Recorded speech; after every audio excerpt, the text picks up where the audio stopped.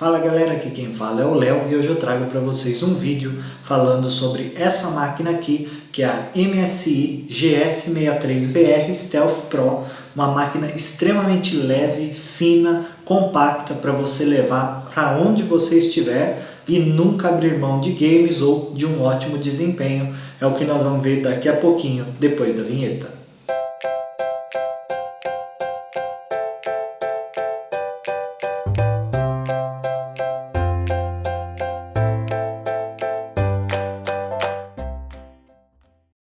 Então galera, eu vou começar falando das especificações da dimensão dessa máquina, que é o que mais chama atenção. Essa máquina aqui, ela tem 38 centímetros por 24,9 e o que mais chama atenção, apenas 1,77 centímetros de espessura. Uma máquina extremamente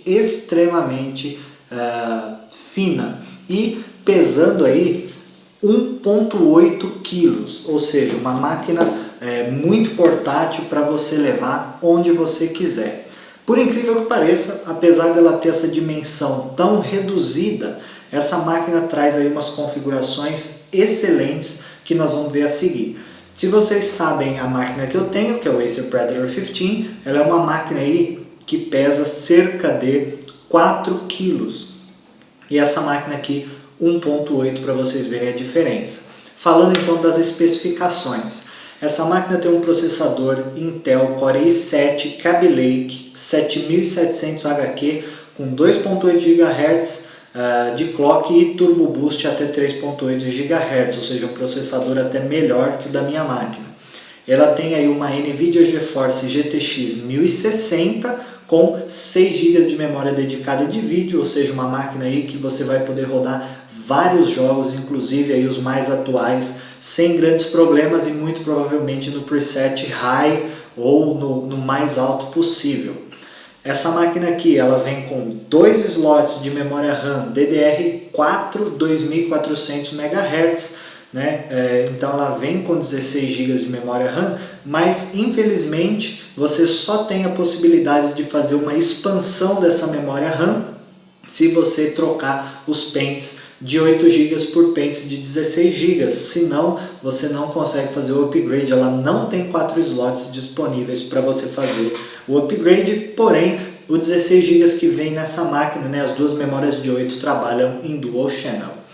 Além disso, armazenamento, um HD de 1 TB SATA 3 5400 RPM, mas ela já vem com um SSD M2 de 256 GB, também SATA 3, então você não precisa aí gastar a mais para colocar um HD ou um SSD, essa máquina já vem com as duas opções. Além disso, ela tem um teclado RGB de 3 zonas, como vocês podem ver aqui, um teclado SteelSeries, realmente muito legal esse teclado, ele é bem macio na digitação e a gente pode ver aí que a coloração dele é muito aparente, né? Ou seja, diferentemente da minha máquina, por exemplo, é muito fácil você visualizar as cores, fica bem chamativo e isso é muito legal. Além disso, o trackpad dessa máquina não é um dos melhores que eu já usei, deixa muito a desejar na minha opinião, mas você mesmo assim consegue utilizar sem grandes problemas. É um trackpad razoavelmente largo, ele não tem botões físicos para você pressionar, é simplesmente aqui o espaço para utilizar com o dedo, sem botões, mas fica posicionado até que numa região legal, isso facilita bastante a utilização. Além disso, o teclado RGB de 3 zonas também tem um teclado numérico para você poder digitar aí sem ter que usar aquela parte superior das teclas. A tela desse notebook, infelizmente, é uma tela que deixa muito a desejar. É um painel aí 1920 por 1080 Full HD, porém é um painel TN, não é uma tela IPS. Apesar de as cores serem muito bonitas e à primeira vista eu achei a imagem realmente muito legal, mas infelizmente não é um painel IPS, o que para um notebook desse valor acaba deixando bastante a desejar. Apesar da espessura, né, a gente notavelmente vai pensar como que uma máquina dessa consegue ficar fria ao longo do uso intenso, né? Apesar dela ser uma máquina bem fina, ela tem 3 coolers, né, ao longo aqui do corpo, que garante, né, uma ventilação bem razoável. Ela tem entradas nas duas laterais, né, entradas de ar na parte de trás, e na parte de cima da máquina a gente tem diversos furos, o que favorece o fluxo de ar, né, ao longo da máquina. Vamos dar uma olhada então agora nas conexões que nós temos nessa máquina. Do lado direito nós temos o botão de ligar, que estranhamente fica na lateral da máquina. Nós temos aí um USB 2.0, um USB 3.0 com suporte a Thunderbolt 3, uma entrada HDMI, uma entrada mini DisplayPort, a entrada para a gente conectar o carregador e a entrada de ar. Do lado esquerdo nós temos a entrada de ar, nós temos aquela entrada para a gente poder colocar uma tranca, né, coisa que a gente não costuma utilizar muito aqui no Brasil. Nós temos aí a entrada para RJ45 para ligar cabo de rede, nós temos um slot para conectar um SD card e 3 USBs 3.1, né, da primeira geração aqui do lado esquerdo, além de jack para fone de ouvido e jack para microfone separadamente. Na parte traseira nós temos apenas a entrada de ar e a inscrição Stealth, né, identificando a máquina que nós estamos olhando aqui.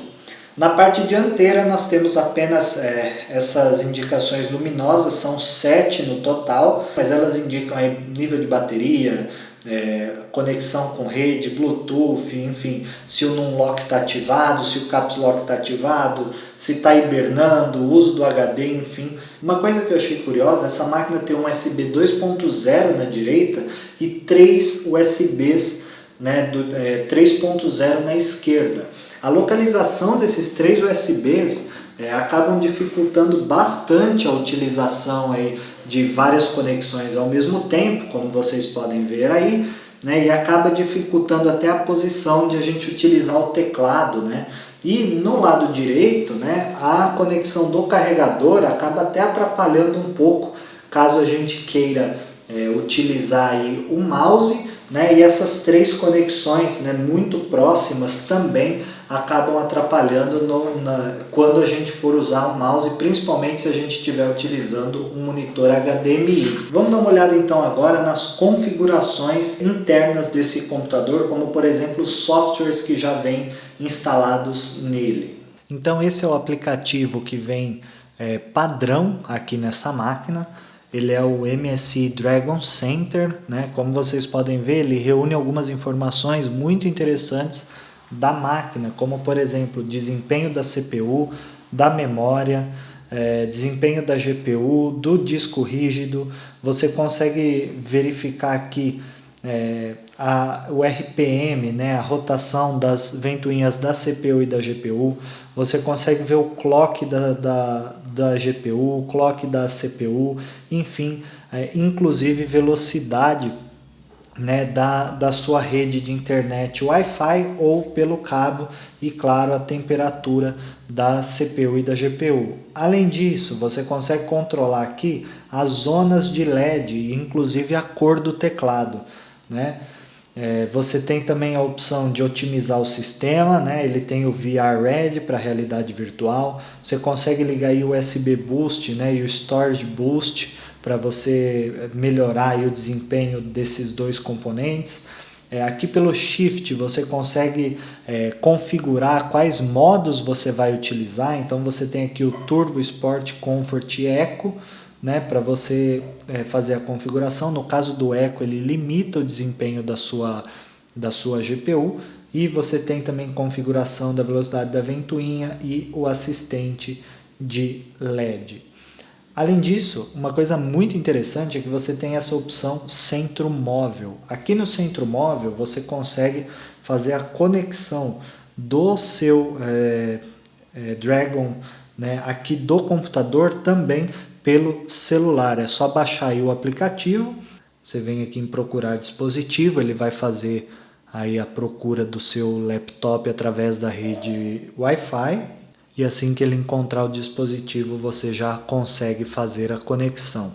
Aqui você consegue configurar várias coisas na tela de editar, você consegue colocar FPS, a velocidade aí da sua rede Wi-Fi, você consegue, enfim, ligar e desligar várias configurações aqui do programa, além de controlar as luzes de LED, cores, brilho, enfim. E aqui os modos, né, do Shift, né, que você pode colocar o modo Eco, pode colocar o modo Comfort, Sport, enfim, a velocidade da ventoinha, configurações do painel, assistente de LED e até mesmo o volume do seu computador. Aliás, falando em volume, volume é uma coisa que deixa muito a desejar aqui nessa máquina. Apesar de toda aqui propaganda que eles fazem aqui nesses adesivos, a qualidade de som realmente deixa muito a desejar, o que é uma pena. A qualidade de som é bem ruim, mas você, claro, provavelmente vai usar esse computador com um fone de ouvido. Na hora de jogar, essa máquina também não decepciona. Vocês estão vendo aí que eu joguei Overwatch aí com o preset no Ultra, sem problema algum, né? Vejam aí também que eu estou utilizando, né, aquele software que a gente mostrou anteriormente, o Dragon Center, para monitorar através do meu celular, né, a temperatura, o clock da memória, enfim, velocidade da ventoinha e tudo mais, né? Então a gente teve um desempenho aí bem satisfatório. Lembrando que eu coloquei a configuração do Shift no Turbo, para ele utilizar sempre o maior desempenho da máquina. Vamos falar agora do valor. Essa máquina foi comprada na Best Buy, nos Estados Unidos, há um ano atrás. No momento da compra, essa máquina custou aí $1.749, sem contar os impostos. Hoje você consegue encontrar exatamente essa configuração por $1.400, $1.450, e aí você tem que avaliar se realmente a portabilidade que ela vai te oferecer realmente vai te atender bem. Pelo valor você consegue comprar máquinas muito boas, inclusive até mais recentes do que essa, com processadores da 8ª geração, mas pelo valor, né, caindo ao longo do tempo, ela pode se tornar uma opção muito interessante, até mesmo para você comprar usado aqui no Brasil. Então, se você realmente quer uma máquina portátil, sem dúvida, essa seria uma excelente opção. Então é isso, galera. Eu vou ficando por aqui com esse vídeo. Espero que vocês tenham gostado do vídeo e da máquina em si. Se vocês tiverem qualquer dúvida, é só postar nos comentários. Não esqueça de deixar seu like, se inscrever no canal para dar essa força pra gente. Obrigado por acompanhar e a gente se vê então no próximo vídeo.